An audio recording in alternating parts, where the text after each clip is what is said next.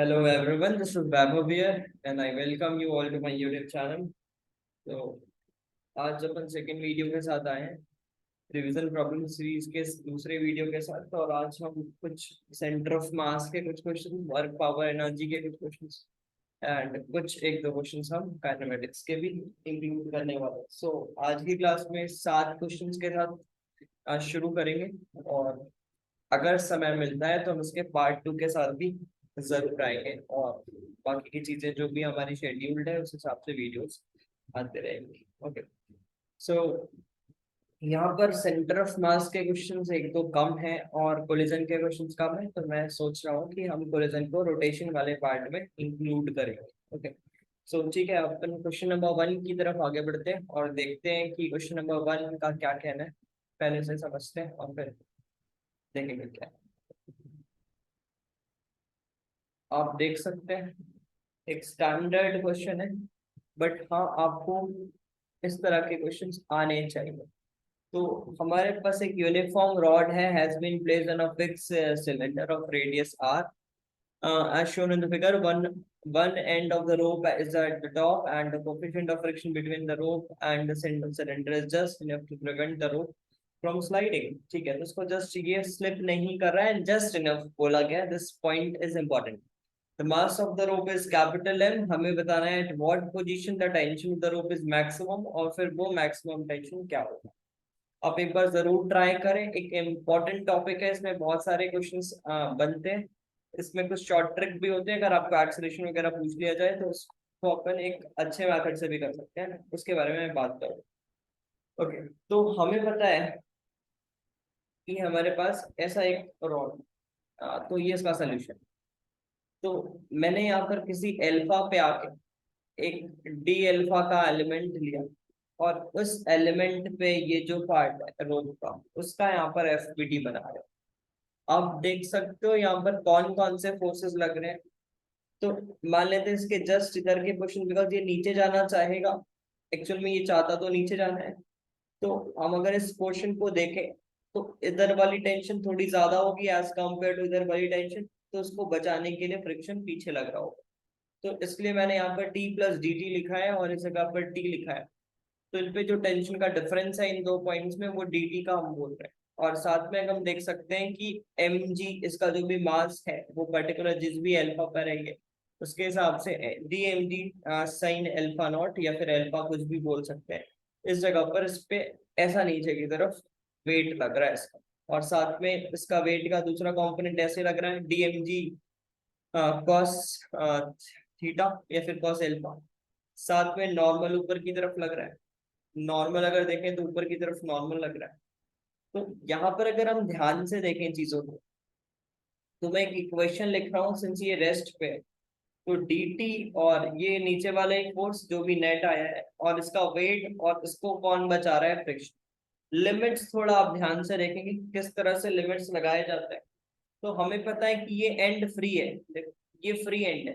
Free and को इधर से खींचने वाला कोई भी नहीं है, तो यहाँ पे टेंशन जीरो।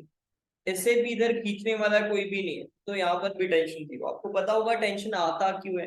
टेंशन आता इसलिए बिकॉज ये वाला पोर्शन जाना चाहता है नीचे, तो ये अपने साथ साथ अपने कनेक्टेड बॉडी को भी अपने साथ साथ नीचे ले जाना चाहेगा, इसलिए इस पे ऊपर वाले सेक्शन पे टेंशन लगेगा नीचे।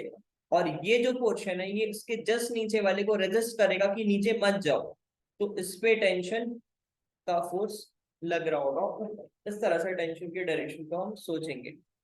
तो अगर ऐसा है तो फिर बस यहाँ से अब हमें पता है इस जब थीटा की वैल्यू या फिर अल्फा की वैल्यू जीरो है उस वक्त हमने टेंशन को भी जीरो रखा है।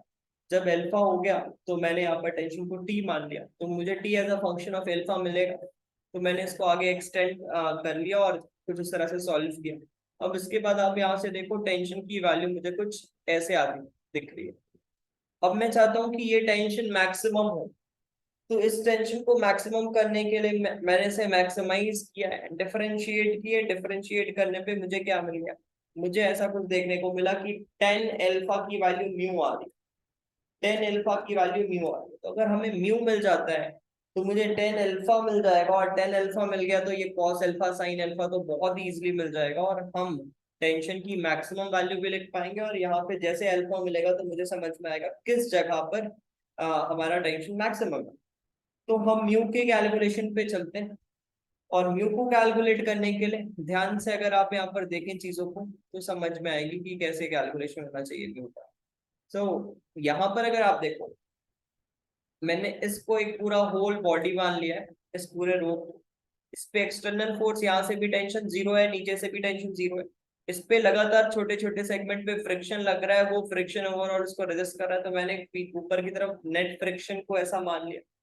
और आप ऐसा मान लो कि इस पे नीचे की तरफ क्या लग रहा है, इस पे नीचे की तरफ लग रहा है mg sin 45, इस पे नीचे की तरफ लग रहा है mg sin 45। सारे फ्रिक्शन का रिजल्टेंट लिख रहा हूँ, ऐसा मान सकते हो। तो इस तरफ लग रहा है mg sin 45, ऊपर सारे फ्रिक्शन का रिजल्टेंट इस तरह से लगना चाहिए जिससे कि, बिकॉज ये सेंटर ऑफ मास है, सेंटर ऑफ मास पे वेट लिख लिए और उस हिसाब से उसका फ्रिक्शन का जो भी रिजल्टेंट है ऊपर बन गया। तो ये आपस में इक्वल होना चाहिए, और अगर ये इक्वल है तो उसका मतलब हमें लिख लेना चाहिए कि म्यू की वैल्यू, यहाँ से आने वाली म्यू की वैल्यू 1 है। और अगर म्यू 1 है तो टेन एल्फा 45 है, मतलब एल्फा की वैल्यू मुझे मिल गई 45।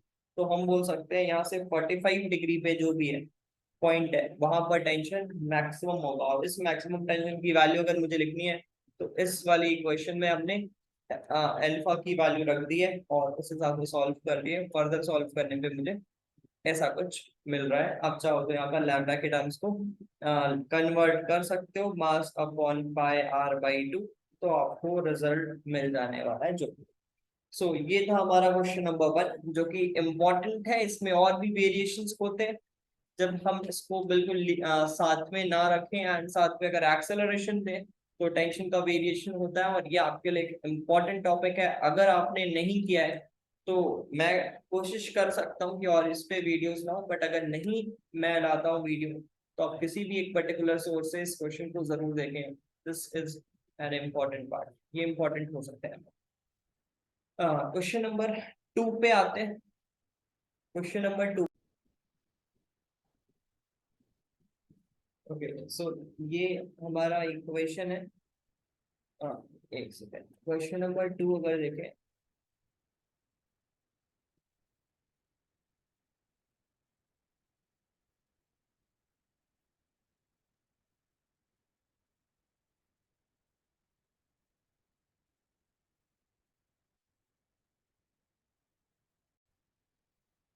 so, ये हमारा क्वेश्चन नंबर 2 है, और इससे भी देखते हैं कि क्या बोला जा रहा है इस क्वेश्चन का। अब एक बार रीड कर, वो जो प्रीवियस क्वेश्चन खुला हुआ था वो हमारे अभी सीरीज का पार्ट है, वो आसान एक इजी सा सवाल था। एक बार इसको ट्राई करते हैं और देखते हैं कि चीजें कैसे कंप्लीट होनी चाहिए। आप एक बार ट्राई कर लें फिर अपन इसके सोल्यूशन पे आते हैं। ओके, तो इसके सोल्यूशन वाले पार्ट पे आते हैं। सो हमारे पास एक ऐसा रिवर है, और मैं इस पे 60 डिग्री पे यहाँ पे फिनिश करना चाहता हूँ। मैं यहाँ पे फिनिश करना चाहता हूँ 60 डिग्री। तो आप देख सकते हो वेलोसिटी ऑफ रिवर, हमें किसी एंगल से शुरू करना पड़ेगा। हमें पता नहीं वो एंगल कैसा होगा क्या होगा, बट हम वेक्टर्स को सही तरह से अरेंज करेंगे तो मुझे वो बहुत इजीली मिल जाएगा। तो मैं लिख लेता हूँ V R M is actually VR minus velocity of river with respect to man। तो हमें man with respect to लिख लेना चाहिए, man with respect to river, man minus river। मुझे एक्चुअल में चाहिए ये वाला वेक्टर। तो मैं ऐसा बोल सकता हूँ कि ये मुझे ये पता है बिकॉज ये 60 डिग्री पे एक्चुअल में गया है, तो ये मुझे पता है। और वी आर भी मुझे पता है जो कि कुछ इस तरह से। तो वी आर और वी आर एम का रिजल्टेंट मुझे वी एम मिलना चाहिए। तो इस हिसाब से हम इसके फिगर को एक बार ड्रॉ करते हैं कि कैसे होना चाहिए। तो आप यहाँ से अगर देखो तो वी आर कैसा है पहले ड्रॉ कर दो, ये वी आर हो गया। और वी आर के साथ वी आर एम कैसा भी होगा उसका रिजल्टेंट 60 डिग्री पे मुझे मिल रहा है। तो मैं इसको फिलहाल के लिए ऐसा ड्रॉ कर रहा हूँ। हमें पता नहीं चीजें कैसी है, बट यस ये चीज हमें क्लियर होना चाहिए कि कुछ इस तरह से फिगर बनेगा। ठीक है, और मैं इसको थोड़ा आगे बना ले रहा हूँ बिकॉज उसका रिजल्टेंट है। ठीक है, और वो अपने आप से चीजें अरेंज हो जाएंगी। मैं इसको ऐसा कुछ करता मुझे पता है कि ये एंगल ऑब्ट्यूज आएगा, बट यस मैं इसके साथ ऐसे शुरू कर रहा हूँ, तो कुछ इस तरह से। और साथ में ये वाला जो एंगल है ये 30 लिख सकता हूँ, या फिर ऐसे 60 लिख सकता हूँ, ये 60 लिख सकता हूँ। तो आप समझ सकते हो ये आपका वी एम जी है, जिस डायरेक्शन में एक्चुअल में बोट या फिर रिवर पे, ये जो एक्चुअल में आप बोल सकते हैं कि मैन स्विमर जो भी है वो जा रहा है इस डायरेक्शन पे। ये रिवर की वेलोसिटी ऐसी है, और यहाँ पर मैन की वेलोसिटी है रिवर के रिस्पेक्ट में, कुछ इस तरह से। तो आप देख सकते हैं यहाँ पे कि मैंने किया क्या है कि इसका ये जो पार्ट है एंड ये दोनों मिलके इसको ड्रिफ्ट देंगे, और इसका ये जो ऊपर वाला कंपोनेंट होगा ये इसको रिवर को फ्लो कराने के लिए काम करेगा। तो अगर मैं यहाँ पर टाइम देखना चाहता हूँ तो मैं लिखूंगा V M R sine theta, ये हो गया स्पीड, और विड्थ है इसका डब्ल्यू, तो W upon V M R sine theta, यहाँ से टाइम मिलेगा। तो इसी तरह से कुछ हमने किया। तो सबसे पहले टाइम निकालिए, width upon V M R sine theta, और यहाँ से आप देख सकते हो कुछ इस तरह से हमने आगे बढ़े। ये ड्रिफ्ट है, और ड्रिफ्ट की वैल्यू अगर देखें तो हमने कुछ इस तरह से लिख दिया।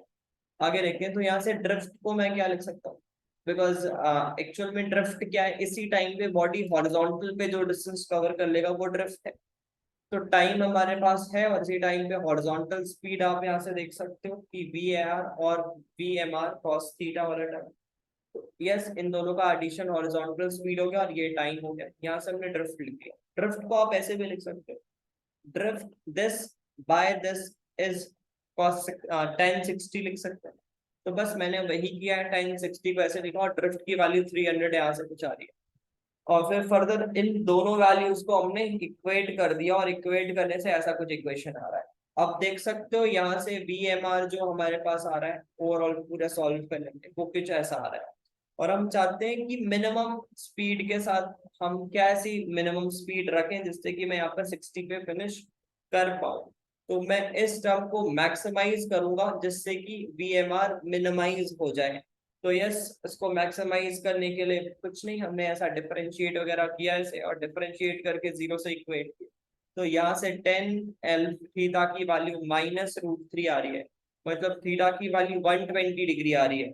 और जैसे थीटा की वैल्यू 120 डिग्री आती है, तो आप यहाँ से फर्दर सारी चीजों को इजीली कैलकुलेट कर सकते हो। वी एम आर जो था मेरा, वो एक्चुअल में अगर देखें, so V M R is actually कैसे निकाल सकते हैं, तो यहाँ से देखें वी एम आर के लिए हमारे पास रिलेशन ये वाली वैल्यूज, यहाँ पर मैं वैल्यूज रख रहा हूँ, वी आर की वैल्यू रख रहा हूँ, और थीटा के बदले हम वो थीटा रख रहे हैं जिससे कि मिनिमम वाली केस पे जो आया है। तो बस वही वैल्यूज रखें, यहाँ से मुझे 1/√2 मिल गया। और अगर जो टाइम चाहिए था वो था V M R sine theta की स्पीड से, तो ये वी एम आर आया है आपका, और ये sine theta which is √3/2 sine 120। और इसका जो वेट था ये 100√3, इसको फर्दर सॉल्व करने पे आपको 200√2 आ रहा है। तो आप अगर ऑप्शंस के साथ एक बार देखें, अगर ऑप्शंस के साथ जाएं, तो यहाँ पर आपको यहाँ पर आपको पहला ऑप्शन भी सही दिख रहा है, 1/√2, एंड ये जो टाइम है वो भी आ रहा है 200√2 सेकेंड्स, तो ये भी सही दिख रहा है। एंड लास्ट वाला option which is 30 degree, because 120 degree overall आया है, तो इस परपेंडिकुलर के साथ 30 डिग्री आ रहा है। तो ए, सी एंड डी ये आपके यहाँ पर करेक्ट ऑप्शंस होने चाहिए। ओके, सो हम आते हैं अब नेक्स्ट क्वेश्चन की तरफ, और देखते हैं कि कैसा होना चाहिए। ओके, सो ये आपका नेक्स्ट क्वेश्चन है, एक बार रीड करें, एक बार खुद से ट्राई करें, और उसके बाद हम इसके सोल्यूशन वाले पार्ट पे आते हैं। कुछ भी नहीं, यहाँ से हमने इस मास को रिलीज किया है, और ओवरऑल फाइनली जैसे रिलीज करके छोड़ रहे हैं, तो जो भी मोशन होगा उस हिसाब से उसकी एंगुलर वेलोसिटी डिस्क की रखनी है। बिकॉज एक लाइट स्ट्रिंग सिलेंड्रिकल शेल्स है, शेल्स है, ये हमें याद रखना है, सिलेंड्रिकल हॉलो शेल्स है। और इसके हिसाब से फिर हमें आगे की तरफ बढ़ना है कि देखना है इसकी एंगुलर वेलोसिटी क्या है, लीनियर वेलोसिटी क्या है, जब वो फिक्स हो जाए। तो यस, इसके सॉल्यूशन वाले पार्ट पे आते हैं। हाँ, आप देख सकते हो मोशन पे हुआ क्या है। अगर आप यहाँ पर ध्यान से देखें, तो हमने यहाँ से रिलीज की चीजों को, यहाँ से रिलीज किया। जब यहाँ से रिलीज कर रहे हैं, तो फाइनली ये वाला डिस्टेंस 2 आ रहा है, ये एक्स्ट्रा लेंथ भी 2r है, और एक्चुअल में ये एक्स्ट्रा लेंथ भी 2r है, ये ओवरऑल 2r है, तो 4r लेंथ हुआ ये, और बचा हुआ ये लेंथ 2r, मतलब 6r लेंथ। तो फाइनली जब ये नीचे गिरेगा तो ओवरऑल रोप का लेंथ 6r होगा कुछ इस तरह से। और इनिशियली ये कहाँ पर था, बिल्कुल टॉप पे, यहाँ से डिस्टेंस 6r है, ओवरऑल डिस्टेंस 8r बोलेंगे।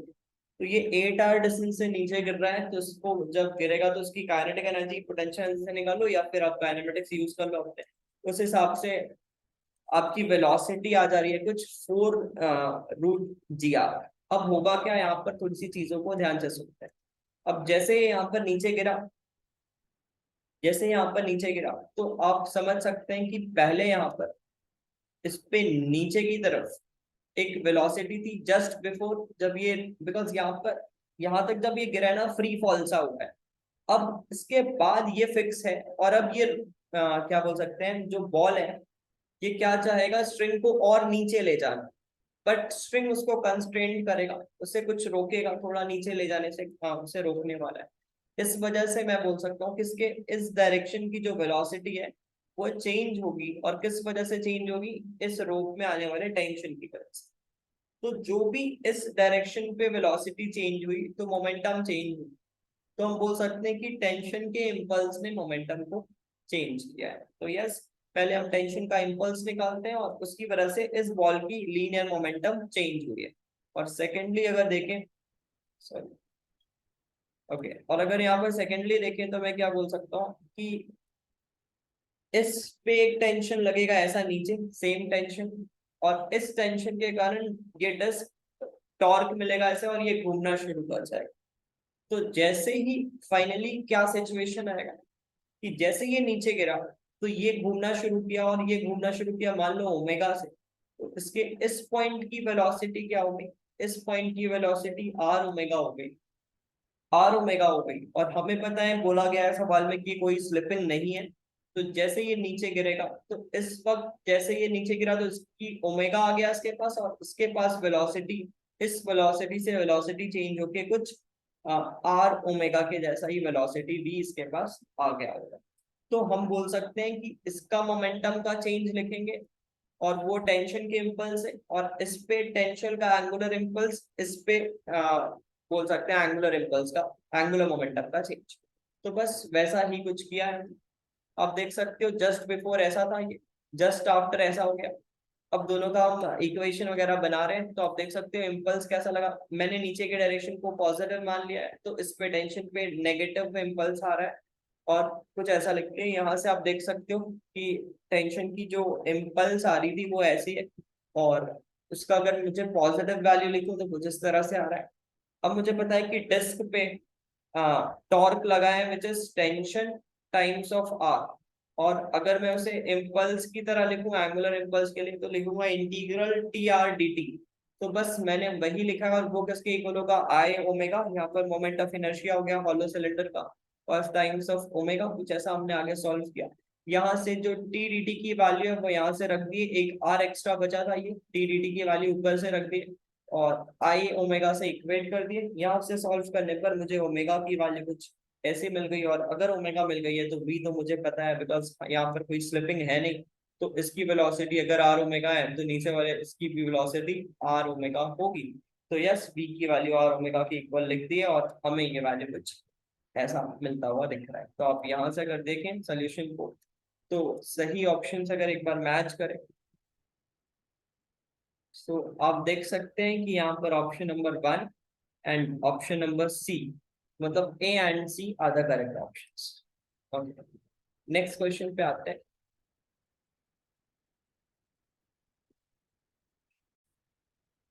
ओके, सो ये आपका नेक्स्ट क्वेश्चन है, एक बार देख सकते हैं, सॉल्व करेंगे। यहाँ से दो मासल्स को हम रिलीज कर रहे हैं इस जगह से, इस पर्टिकुलर जगह से रिलीज कर रहे हैं, और हम चाहते हैं, इसको हमने एक धागे से बांध के रखा है, ये एक थ्रेड है जिससे हमने इसको ऊपर की तरफ बांध के रखा है।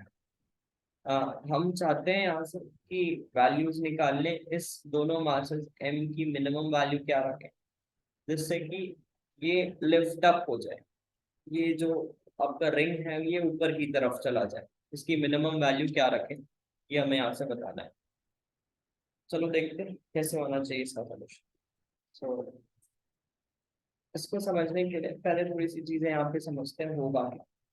ये जो बीट है आप इसको मैं ध्यान से देखें, तो बीट पे अगर नॉर्मली कोई दो फोर्सेस बनाए, तो एक मैं बना रहा हूँ उस पे सेंट्रीफ्यूगल, और एक मैं इसका वेट का कंपोनेंट बना रहा हूँ कुछ ऐसा mg का cos थीटा। किसी भी सिचुएशन में अगर मैं चेक करूँ, तो आपको ये भी समझ में आना चाहिए कि शुरू में जब इसकी वेलोसिटी बहुत कम होगी, तो mg cos थीटा बड़ा होगा as compare to mv square by R. तो उस केस में आप क्या बोलोगे? इस केस में आप ऐसा बोलोगे कि बॉडी को अगर रेस्ट पे रहना है, अगर बॉडी को रेस्ट पे रहना है, इस डायरेक्शन पे रेस्ट पे रहना है, तो इस पे एक बाहर की तरफ और फोर्स चाहिए होगा। तो वो फोर्स कौन सा होगा? नॉर्मल। तो जब ये शुरू किया होगा मोशन, इसकी वेलोसिटी कम होगी, तो ये इसको आप बोल सकते हैं ऐसा प्रेस कर रहा होगा, तो बॉल को ऐसा नॉर्मल मिल रहा होगा, बॉल को ऐसा मिल रहा होगा। और रिंग को देखें तो नीचे की तरफ। बट जैसे जैसे ये वेलोसिटी बढ़ेगी, जैसे ही से बॉल नीचे जाएगा तो इसकी वेलोसिटी बढ़ेगी, तो M V square by R वाला जो टर्म है वो बड़ा होने लगेगा। और जैसे M V square by R M G cos theta से बड़ा होना शुरू होगा, तो ये बॉल बाहर जाने को करेगा। और इसको रोकने के लिए ये जो रिंग है वो बॉल पे अंदर की तरफ फोर्स लगाएगा, और बॉल पे जब अंदर की तरफ फोर्स लगाएगा तो रिंग पे बाहर की तरफ फोर्स लगाओ, तो ये नॉर्मल लगेगा। तो नॉर्मल का एक कंपोनेंट ऊपर होगा और इधर से भी नॉर्मल का एक कंपोनेंट ऊपर होगा दोनों बॉल्स के लिए। तो ये नॉर्मल के अगर दो कंपोनेंट्स अगर इसके वेट से बड़े हो जाते हैं, तो उस केस में आप बोलोगे कि ये लिफ्ट अप हो जाएगा। बस इतना सा ही आपको यहाँ पर सोचना। तो बस इसी चीज के साथ अपन आगे बढ़ रहे हैं, आप देख सकते हो वो क्या है।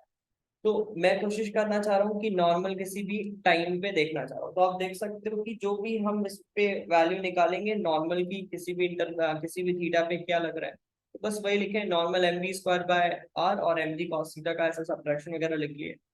अच्छा, एक इंपॉर्टेंट चीज और है यहाँ पर, आप बहुत इजीली लिख सकते हो किसी भी पर्टिकुलर थीटा पे इसकी वेलोसिटी अगर मुझे लिखनी है, तो ये कितना डिस्टेंस नीचे आया है, ये बहुत कॉमन है, R one minus cos theta. ये डिस्टेंस ये नीचे आया है, तो आप हाफ एम वी स्क्वायर और ये वाले डिस्टेंस को एम जी एच के साथ इक्वेट करते हुए इसकी वेलोसिटी निकाल सकते हो। तो वो कुछ आएगा root root sorry 2g r और one minus cos theta velocity square की वैल्यू आई है। तो हमने ये वी स्क्वायर के बदले ये वाली वैल्यू रखी, एंड फाइनली इसको फिर आगे की तरफ एक्सपैंड वगैरह कर रहे हैं, तो हम देख रहे हैं नॉर्मल की वैल्यू कुछ ऐसे आ जाती है। तो ये नॉर्मल की वैल्यू है in terms of theta. But हमें कौन सा कंपोनेंट है? एन कॉस थीटा इधर से और एन कॉस थीटा इधर से, तो ये एंगल थीटा मान रहे हैं, तो बस ये एंगल ऐसा थीटा, नॉर्मल ऐसा है, और नॉर्मल का ये एन कॉस थीटा। तो N cos theta to N cos theta की जो वैल्यू है, अगर ये एम जी के इक्वल भी हो जाती है, मतलब जस्ट ज्यादा हो जाती है, तो आप बोलोगे कि ये ऊपर लिफ्ट अप होने लगे। और हमें देखना है कि मिनिमम एटलीस्ट क्या वैल्यू होनी चाहिए, तो मैं N to N cos theta की मैक्सिमम वैल्यू को अगर एम डी से इक्वेट कर दो, तो उस वक्त होने वाला एम, आप बोल सकते हो जो भी एम स्मॉल एम आएगा वो मैं बोलूंगा कि वो मेरा मैक्सिमम, मतलब उतना तो होना ही चाहिए, अदरवाइज काम होगा नहीं। तो बस वही चीज की है, यहाँ से टू एन कॉस थीटा की वैल्यू एन ऊपर निकाल चुके, तो टू एन कॉस थीटा की वैल्यू यहाँ पर लिख दी है। और हम चाहते हैं कि एम जी इसकी जो मैक्सिमम वैल्यू है, इसकी जो भी मैक्सिमम वैल्यू होगी वो किसी तरह एम जी के इक्वल हो जाए, तो हम सबसे कम एफर्ट में इसे उठा लेंगे। अदरवाइज मुझे मास को और बढ़ाएंगे तो यस ये और भी किसी थीटा पे उठ जाने वाला है। बट हमें क्या चाहिए था? मैक्सिमम वैल्यू ऑफ एलएचएस, इसकी मैक्सिमम वैल्यू अगर इक्वल हो जाए एमजी के, that value will be the maximum value of, मतलब उस वक्त आने वाला जो एम होगा वो मैक्सिमम है, जिससे कि ये ऊपर उठ जाएगा। जस्ट उल्टा चीज लिखा हुआ है जो मैंने अभी बोला उसके जस्ट उल्टा। तो आप समझ रहे होंगे कि इसको उठाना है, तो अगर इसकी मैक्सिमम वैल्यू अगर एम जी के जस्ट इक्वल हो जाए, तो हम सबसे कम एफर्ट में से उठा पाए। तो यस, हमने इसको मैक्सिमाइज करना चाहा, इसकी मैक्सिमम वैल्यू मतलब इसको मैक्सिमाइज करना चाहा, बस वैसा ही कुछ किए यहाँ से। और आप देख सकते हो मैक्सिमाइज करने पे कॉस थीटा की वैल्यू 1/3 आ गई, तो हमने इस इक्वेशन में कॉस थीटा की वैल्यू रख दी, और रखने पर 2/3 mg ये ओवरऑल टर्म मुझे मिल गया। तो मुझे क्या बोलना है कि अगर इसे ऊपर उठाना है तो 2/3 mg, जो कि ये वाले टर्म की ओवरऑल वैल्यू है, ये एटलीस्ट इससे बड़ी होनी चाहिए या फिर इक्वल होनी चाहिए। और हमें पता है कि अगर जस्ट उठाना है तो ये वाला टर्म इक्वल हो जाना चाहिए। तो हम ऐसा लिख सकते हैं कि 3/2 m। तो यहाँ पर अगर आप k की वैल्यू ढूंढना चाहते थे तो k की वैल्यू आप यहाँ से 3 बोलेंगे। k की वैल्यू यहाँ से आप 3 बोलेंगे। हम इस तरह से इस सवाल को आगे प्रोसीड करना था। ओके, सो नेक्स्ट क्वेश्चन पे आते हैं। ओके, तो ये है आपके सामने सवाल। उसका फिगर आई थिंक यहाँ पे मिसिंग है, तो मैं फिगर के साथ आपको हेल्प करता हूँ। कुछ भी नहीं है यहाँ पर, ऐसे मासेस हैं और कुछ इस तरह से आप समझ लो ये सर्कल है। इसके दो कॉर्नर्स पे मासेस रखे हैं, एक यहाँ पर m/2, यहाँ पर एक m/2, और साथ में यहाँ पर इसका मास है m सेंटर का, मतलब डिस्क का मास। और पॉइंट P जो बोला गया वो कहीं यहाँ पर, पॉइंट P जो उस क्वेश्चन पे बोला गया है वो कहीं यहाँ पर है। P पॉइंट मतलब क्या है, यहाँ पर हम दो तरह से आ रहे हैं। एक एक बार पहले ऐसे आ रहे हैं, ये दोनों मासेस ऐसे आके मिल रहे हैं यहाँ पे, और एक बार ये ऐसे आके मिल रहे हैं। इस तरह का कुछ कहानी है। हमें सेंटर ऑफ मास का डिस्प्लेसमेंट देखना है। किसके सेंटर ऑफ मास का? Centre of mass of disc. Disc के सेंटर ऑफ मास का क्वेश्चन में ये भी लिखना चाहिए था। सेंटर ऑफ मास किसका? Centre of mass of disc. Disc के सेंटर ऑफ मास का डिस्प्लेसमेंट लिखना। तो एक बार आप ट्राई करें इसे और देखें कि कैसा होना चाहिए इसका सोल्यूशन। ओके, तो हम सोल्यूशन वाले पार्ट पे आते हैं, देखते हैं कैसे। सो ऐसा कुछ आपको फिगर दिखाया गया है। इसको अपन बहुत इजीली कर सकते हैं बिकॉज हमें पता है। एक आसान सा सवाल है, बट यस आपको थोड़ा रिविजन पर्पज से मैंने इसको इंक्लूड किया है। बिकॉज हमें पता होना चाहिए कि किस तरह से सारी चीजें हमें धीरे धीरे कवर करनी, तो इस कारण से इस क्वेश्चन को भी इंक्लूड किया है। आई थिंक आपका आंसर आ चुका होगा अभी, तो एक बार इसके सोल्यूशन वाले पार्ट पे आते हैं। ये मास 1 है, ये मास 2 है। पहले केस में ये दोनों ऐसे आ रहे हैं और यहाँ पर मिल रहे हैं। तो हमें ये चीज तो पता है ना कि सेंटर ऑफ मास, हमें यहाँ पर ये चीज पता है कि सेंटर ऑफ मास जो है उसका जो डिस्प्लेसमेंट है, सेंटर ऑफ मास का डिस्प्लेसमेंट है किसके सेंटर ऑफ मास का? इस पूरे कंबाइंड सिस्टम का। कंबाइंड सिस्टम के जो सेंटर ऑफ मास है उसकी डिस्प्लेसमेंट किसी भी समय पर 0 होगी, बिकॉज ग्राउंड के रिस्पेक्ट में। बिकॉज आप ऐसा बोल सकते हैं कि इस पे कोई भी एक्सटर्नल फोर्स लगा नहीं है विद रिस्पेक्ट टू ग्राउंड। तो ग्राउंड के रिस्पेक्ट में इस पूरे सिस्टम की सेंटर ऑफ मास की कोऑर्डिनेट कभी भी चेंज नहीं होगी किसी एक पर्टिकुलर ओरिजिन के अबाउट। तो मैं इसको ओरिजिन मानता हूँ और इस सिस्टम का पहले सेंटर ऑफ मास निकालता हूँ कि कहाँ पर है। तो फाइनली भी सेंटर ऑफ मास वहां पर ही होना चाहिए। तो आप देखो इसके सोल्यूशन में हम क्या कर रहे हैं, पहले ये यहाँ से ऐसा आया और ये यहाँ पर ऐसा आया। तो पहले सेंटर ऑफ मास देखते हैं कहाँ पर है। केस 1 को समझते हैं। तो केस 1 पे हम बोल सकते हैं यहाँ पर r/4 पे, ये बिकॉज m/2 है और ये m है। तो इस हिसाब से अपन इसके सेंटर ऑफ मास को निकाल सकते हैं। कैसे? m2d/m1 + m2 यहाँ से निकालेंगे। m2 is m/2 and d is r/m1 + m2। तो ओवरऑल जो भी सिस्टम का मासेस है तो वो हो जाएगा m + m/2 + m/2 मतलब 2m। तो ये डिस्टेंस r/4 आ जाएगा सेंटर ऑफ मास। ये भी डिस्टेंस r/4 आ जाएगा सेंटर। तो हम बोल सकते हैं इनिशियल सेंटर ऑफ मास कहीं यहाँ पर लाई कर रहा है इनिशियली। जब ये दोनों यहाँ पर थे तो सेंटर ऑफ मास कहीं यहाँ पर लाई कर रहा है। अब हुआ क्या कि ये मैन भी इधर आ गया, ये मैन भी इधर आ गया और ये मैन भी इधर आ गया। तो ओवरऑल सेंटर ऑफ मास यहाँ बन गया। बट हमें पता है कि centre of mass ground frame से शिफ्ट होगा नहीं। तो मतलब इस पॉइंट को यहाँ पे पहुंचना चाहिए। ये पॉइंट यहाँ पर जाएगा, मतलब सेंटर ऑफ डिस्क जो है उसको यहाँ से यहाँ आना पड़ेगा। जहां पर आप ऐसा बोल सकते हो कि ये तीनों, अब ये पूरा डिस्क ऐसा मूव होगा और यहाँ पे ऐसा आ जाएगा। ये डिस्क मूव होते हुए यहाँ पर ऐसा आ जाएगा, इसका पूरा डिस्क का ये सेंटर वाला जो पार्ट है वो यहाँ आ जाएगा और डिस्क ऐसा दिखेगा। तो ये वाला डिस्टेंस अगर हम निकाल लेते हैं तो this will be the displacement of centre of disc. तो बस हमने कुछ नहीं किया, ये r/4 है, एंगल 45 है। यहाँ से आप आगे बढ़ते हुए इस तरह से चीजों को करते हुए बहुत इजीली r/2√2 निकाल सकते हैं। ये पहले पार्ट का आंसर। और सेकेंड पार्ट को अगर यहाँ से पर ध्यान से देखें तो बिल्कुल वैसे ही लॉजिक से सोचना है इसको। और भी आप बड़े मेथड से कर सकते हैं, इक्वेशन वगैरह लिख के, जिसमें आप करते हो m1 delta x1 m2 delta x2, वहां पर आप उससे भी कर सकते हैं, बट ये लॉजिक थोड़ा ज्यादा आसान है। सो यहाँ पर अगर देखें तो इनिशियली ये मास यहाँ पर था, और फाइनली आप देख सकते हो ये m/2 यहाँ से ऐसा चला और ऐसा चला। इनिशियल सेंटर ऑफ मास आपको पता है, जो कि हमने यहाँ से निकाला कि वो कितने डिस्टेंस दूर पे था, वो था r/2√2 वाले डिस्टेंस पे था। r/2√2 डिस्टेंस पे था यहाँ से सेंटर ऑफ मास। और अब सेंटर ऑफ मास कहाँ पर हो गया फाइनली, ये m हो गया, ये भी m, तो इसके बीचों बीच लाया करेगा, मतलब r/2 पे। तो सेंटर ऑफ मास फाइनली इनके मोशन के बाद यहाँ से r/2 पे लाएगा। तो मुझे पता है कि एक्चुअल में सेंटर ऑफ मास यहाँ पर r/2√2 पे था, और अब यहाँ पर आ गया है r/2 पे।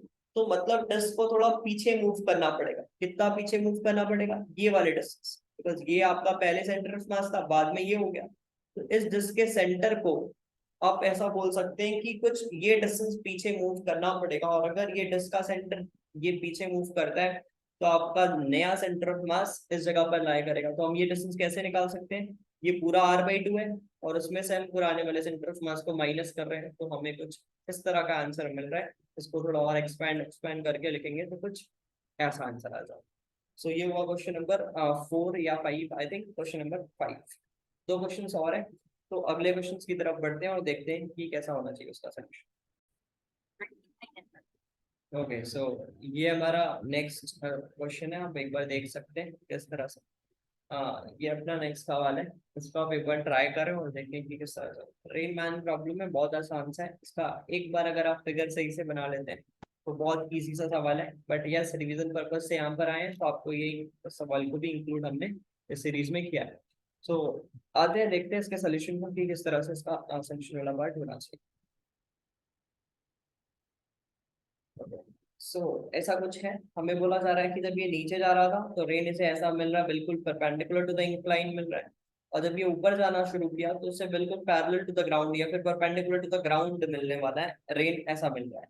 तो बस इस हिसाब से हमें फिगर वगैरह को थोड़ा सा ड्रॉ करना है। तो आप ऐसे समझ सकते हैं कि पहले वाले केस पे आ, हमें पता है velocity of rain with respect to man, तो लिखेंगे rain minus velocity of man.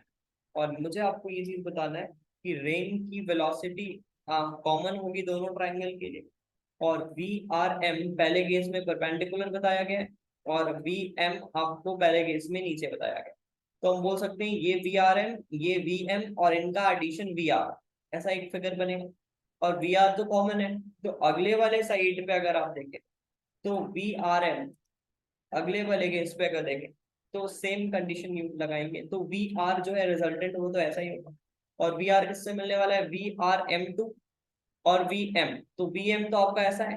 देखो आपको इस तरह इस जगह पर जोड़ना चाहिए, बिकॉज मुझे ये वाला साइड कॉमन चाहिए, तो ये बस बोल सकते हैं ये Vm का पार्ट होगा, और ये Vr रिजल्टेंट मिलना है, तो तीसरा वेक्टर कैसा होगा, कुछ इस तरह से होगा, जो कि बिल्कुल मुझे बोला गया है कि ग्राउंड के परपेंडिकुलर है। तो इस फिगर को थोड़ा और बढ़िया से बनाते हैं और समझते हैं कि कैसे सॉल्व होना चाहिए। सो देखते हैं, ये इसका एक्चुअल फिगर है, देखो जो हमने वहां पे बनाया था इसको थोड़ा और बढ़िया से बनाए। सो देख लो, ये आपका वी आर, ये पहला वाला कंडीशन है जब ये ऐसा जा रहा था। इस वक्त रेन इसको बिल्कुल ऐसा नीचे की तरफ मिल रहा है, परपेंडिकुलर मिल रहा है। इस वक्त ट्रेन बिल्कुल परपेंडिकुलर नीचे की तरफ मिल रहा है इंक्लाइन पे, और ये वी एम था, तो ये आप बोल सकते हो वी एम, और ये हो गया वी आर एम, दोनों के एडिशन से मुझे वी आर मिल गया। ये रेन की स्पीड है। अब सेकंड वाले केस में मैंने इसको थोड़ा आगे तक बनाया दिखाने के लिए, एंगल दिखाने के लिए, बट ये यहाँ पे ऐसा फिनिश कर रहा है। तो आप यहाँ पर देख सकते हो अगले वाले केस पे वेलोसिटी ऑफ मैन ऐसा हो गया, और वेलोसिटी ऑफ मैन ऐसा हो गया, और रेन की स्पीड तो चेंज होगी नहीं। तो हम बोल सकते हैं कि ये वेक्टर और कोई एक एक्स वेक्टर है जिसके एडिशन से मुझे ये मिल रहा है, तो वो एक्स वेक्टर कौन सा है, Vrm2, और वो कैसा बनना चाहिए, बिल्कुल ऐसा। और ये जो बन रहा है नीचे की तरफ, ये एक्चुअल में आप बोल सकते हो बिल्कुल ग्राउंड से परपेंडिकुलर है, तो ये 37 है, तो इसको 53 लिख दिए। और जैसे इसको 53 लिख लिया, तो इस ट्रायंगल पे आप देख सकते हो, इस बड़े ट्रायंगल पे देख रहे हैं, या फिर इस छोटे ट्रायंगल बड़े ट्रायंगल पे ही देख लो, ये बिल्कुल ऐसा परपेंडिकुलर है इस तरह से ग्राउंड के। तो बड़े ट्रायंगल पे अगर अपन यहाँ पर ध्यान से देखें तो वी आर एम, तो यहाँ से आ, अगर मैं इस पूरे बड़े ट्रायंगल पे देखूं तो ये वाले साइड पे 1053 अगर मुझे लिखना है, तो 1053 के लिए मैंने लिखा है VRM अपॉन 2V0। इस पूरे बड़े ट्रायंगल पे अगर देखें तो कुछ इस तरह से 1053 की वैल्यू लिख रहे हैं। ये ऐसा ट्रायंगल है आपके पास, ये बिल्कुल ऐसा, तो ये परपेंडिकुलर है यहाँ से ऐसा, तो yes 1053 will be this by this. तो उसी तरह से हमने आगे लिखा है, तो ये 8V ऐसा कुछ आ जा रहा है, 8V0/3। और अब जैसे ये मिल जाता है तो इस ट्रायंगल पे आप देख लो, ये आपका हाइपोटेनस, ये आपका हाइपोटेनस हो गया, ये परपेंडिकुलर वाला साइड है। VRG की अगर मैग्नीट्यूड निकालना है तो this square plus this square will be your VRG। तो यहाँ से सॉल्व करने पर √73/3 ये आपका कुछ आंसर यहाँ पर देखने को मिल रहा है। ठीक है, सो ऑप्शन भी यहाँ पर अगर मैच करें एक बार, तो मुझे यहाँ पर option, I think option B correct है। ठीक है, ऑप्शन बी यहाँ पर मुझे करनी है। सो आज के क्वेश्चन सीरीज के लास्ट क्वेश्चन पे आते हैं, जो कि एक आसान सा सवाल है, देखते हैं। So, ये अपना यहाँ पर सवाल है, हम देख सकते हैं। एक लाइट रॉड है हमारे पास, मतलब फिगर अगर मैं आपको थोड़ा हेल्प करूँ, तो एक रॉड है, इसको हमने ऐसा लगाया हुआ है, यहाँ से हिंज रखा और यहाँ पर एक बॉब लगाया और उसको अलाउ कर रहे हैं नीचे गिरने के लिए। तो मुझे बताना है रॉड पे कंप्रेशन कब है और रॉड पे किस एंगल पे कंप्रेशन होगा, कंप्रेशन कहाँ से टेंशन पे चेंज होगा, इन सारी चीजों के बारे में बात करना है। आप एक बार ऑप्शन खुद से पढ़ लो और एक बार खुद से ट्राई कर लेते हैं और फिर आगे देखते हैं कि कैसे होना चाहिए इसका सोल्यूशन। ओके, तो सोल्यूशन वाले पार्ट पे आते हैं। ऐसा रॉड है मेरे पास, आप यहाँ पर देख सकते हो क्या रहा है, इस चीज को थोड़ा सा समझते हैं कैसे होना चाहिए। तो मुझे पता है कि बॉब को अगर मैं देखूं तो फिर से वैसे ही सोचना है जैसे हमने वो बीड वाले क्वेश्चन पे देखा। बाहर की तरफ लग रहा है mv²/r, अंदर की तरफ लग रहा है mg cos थीटा। शुरू पे क्या होने वाला है, शुरू में ऐसे होने वाला है कि mv²/r की वैल्यू कम होने वाली है, स्पीड कम होने वाली है, और mg cos थीटा थोड़ा तो एज इट इज कांस्टेंट है। तो इस केस में बॉब नीचे की तरफ जाना चाहेगा, बॉब नीचे की तरफ जाना चाहेगा, उसको रोकने के लिए रॉड इसको ऊपर की तरफ नॉर्मल देगा। और अगर बॉब पे ऊपर की तरफ नॉर्मल है तो आप बोल सकते हो कि मतलब ये बॉब पर ऊपर की तरफ एक फोर्स लग रहा है, तो हम ऐसा बोल सकते हैं कि इस रॉड पे नीचे की तरफ फोर्स लग रहा होगा, ये बॉब नीचे की तरफ लगा रहा होगा, तो हम बोल सकते हैं ये कंप्रेशन होगा। शुरू में तो इस पे कंप्रेशन होना चाहिए, इस रॉड पे शुरू में कंप्रेशन होना चाहिए लाइट रॉड। और फिर एक पर्टिकुलर एंगल पर जब इसकी वेलोसिटी अच्छी खासी तेज हो जाएगी, उस केस पे आप देखोगे, जिस केस पे mv²/r बढ़ते बढ़ते जस्ट mg cos थीटा के इक्वल हो जाएगा, उस केस में आप क्या देखोगे कि अब ये मास बाहर जाने को तैयार है और mg cos थीटा के कंपैरिजन में ये ज्यादा बड़ा हो गया mv²/r, तो अब ये बाहर जाने को तैयार है। बट रॉड इसको क्या कर रहा है, अब भी रोक के रख रहा है। मतलब बॉब पे कैसा फोर्स लगाएगा रॉड, ऐसा लगाएगा, ऐसा खींचेगा अपनी तरफ, नॉर्मली बोल रहा हूँ, एक्चुअल में नॉर्मल तो है नहीं, अपनी तरफ इसको ऐसा खींचेगा। तो अगर बॉब को ये नीचे की तरफ खींच रहा है तो बॉब इसे किस डायरेक्शन में खींचेगा, रॉड को ऊपर की तरफ खींचेगा। मतलब इस केस में रॉड पे क्या बन रहा है, एक टेंशन बन रहा है, इस बाहर की तरफ स्ट्रेच करना चाह रहा है बॉब। तो यस, यहाँ पर सेकेंड केस में मैं क्या बोलूंगा, टेंशन है, और पहले केस में कंप्रेशन है। तो बीच में एक ऐसा एंगल आया होगा जब ये mg cos थीटा और mv²/r आपस में इक्वल हो जाएंगे, तो उस पर्टिकुलर वैल्यू ऑफ थीटा पे मैं क्या बोलूंगा कि कंप्रेशन किसमें चेंज हो रहा है, टेंशन पे चेंज हो रहा है। उस पर्टिकुलर वैल्यू ऑफ थीटा पे कंप्रेशन टेंशन पे चेंज हो रहा है। तो बस वही हमने यहाँ पर किया है, दोनों को इक्वेट किया है, और फिर से v की वैल्यू हमने उसी तरह से लिख ली है, और l - l cos थीटा करते हुए। सो बस v² की वैल्यू उस तरह से आ गई कुछ, और बिकॉज हमने एनर्जी कंजर्व कर लिया है, काइनेटिक पोटेंशियल में चेंज हो गया, पोटेंशियल काइनेटिक में, इस तरह से कुछ करते हुए तो v की वैल्यू मुझे ऐसे आ गई। जब v की वैल्यू आ गई है तो v² की वैल्यू एक बार मैंने यहाँ से भी निकाल ली और v² की वैल्यू यहाँ से भी निकाल ली, दोनों v² को इक्वेट कर दिए। तो हमें देखने को मिल रहा है कि cos थीटा 2/3 पे हमें वो एंगल मिल रहा है जब ये टेंशन पर जाने वाला है कंप्रेशन से। तो कंप्रेशन टेंशन पे चेंज हो रहा है cos इनवर्स ऑफ 2/3 पे। और अगर आप देखें तो cos 2/3 की वैल्यू तो ये 0.6 के आसपास कुछ होगी। और आपको क्वेश्चन में पूछा गया है, अगर ऑप्शन से एक बार चेक कर, तो हमें बोला गया था rod is under the compression when theta is with vertical is 30 degree, 30 degree which means cos √3/2, so around 0.8 के आसपास।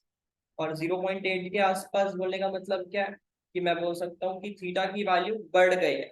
ओके, तो आप ऐसा बोल सकते हैं ये 0.6 है, एक बार ध्यान से देख लेते हैं।